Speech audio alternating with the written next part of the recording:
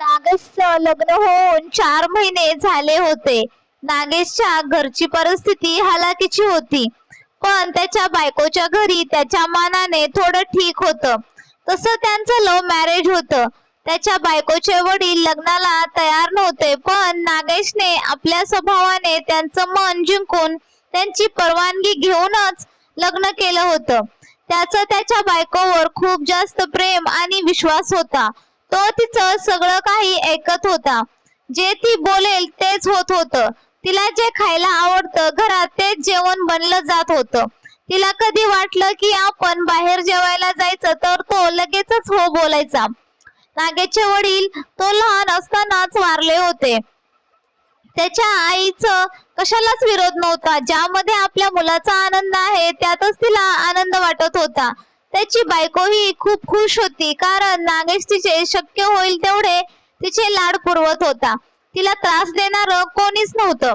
एक दिवस त्याच्या बायकोच्या मावशीच्या मुलीचं लग्नासाठी त्यांना जायचं असतं, त्यामुळे ते खूप गडबडीत आवरत असतात.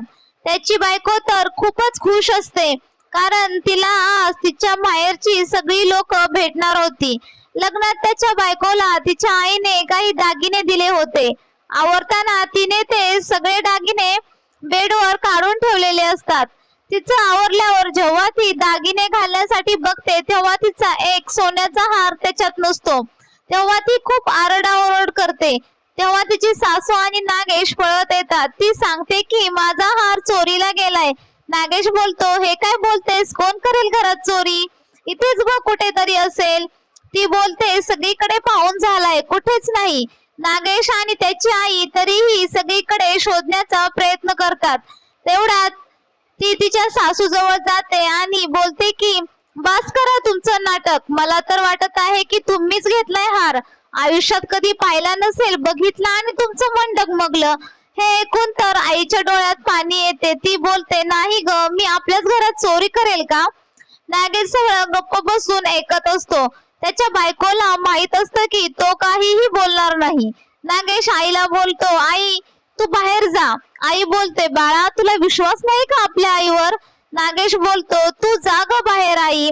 आई बाहेर जाते, पण तिला वाटते माझा मुलगा मला सोडून तर नाही ना जाणार, म्हणून ती दारातच थांबते. नागेशला त्याची बायको बोलते की आपण नको इथं राहायचं, चला आपण माझ्या माहेरी राहू.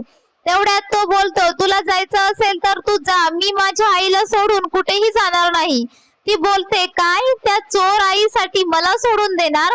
तो बोलतो, माझी आई चोर नाही.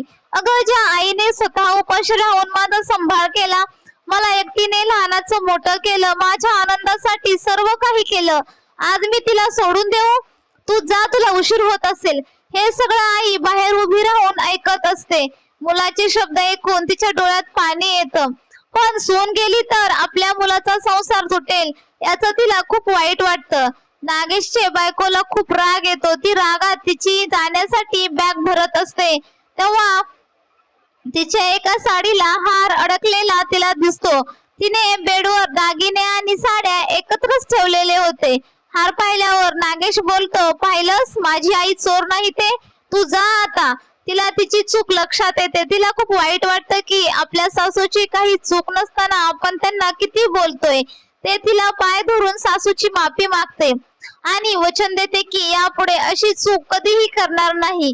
आणि सासू एका क्षणात तिला माफ करते व नागेशही आपल्या आईच्या सांगण्यावरून तिला परत एक संधी देतो आणि माफ करतो.